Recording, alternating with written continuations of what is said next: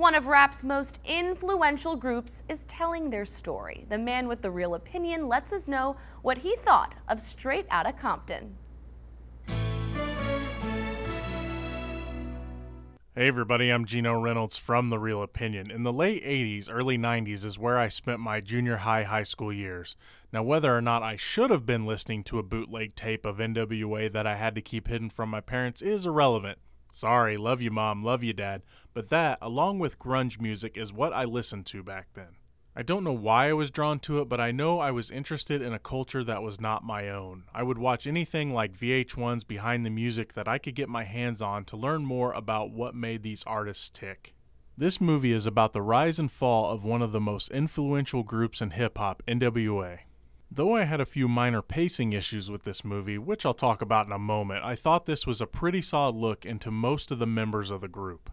The film mostly focuses on Dr. Dre, Eazy-E, and Ice Cube, but MC Ren and DJ Yella kind of got the short end of the stick when it came to screen time. That being said, the first three mentioned were the most successful of the group in the long run. When it came to the performances, of the main three, two of them stood out and one wasn't as good as I'd hoped it would be.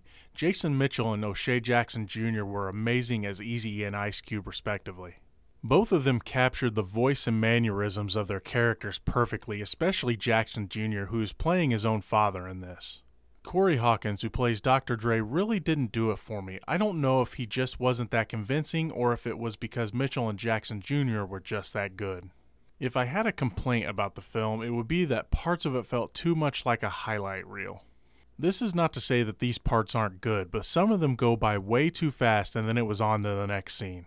In these scenes, we get to see the group's interactions with other artists and people in their lives. Snoop Dogg, Tupac, and Suge Knight are just a few of the people that show up during the story. Side note, this is the second movie in a row that Paul Giamatti has played a record producer that made me hate his character's guts. Love and Mercy is the other film, which is another good one to check out. For fans of this style of music, the soundtrack is everything you would expect it to be. You get to see and hear some of the greatest creations from in and out of the group throughout the story.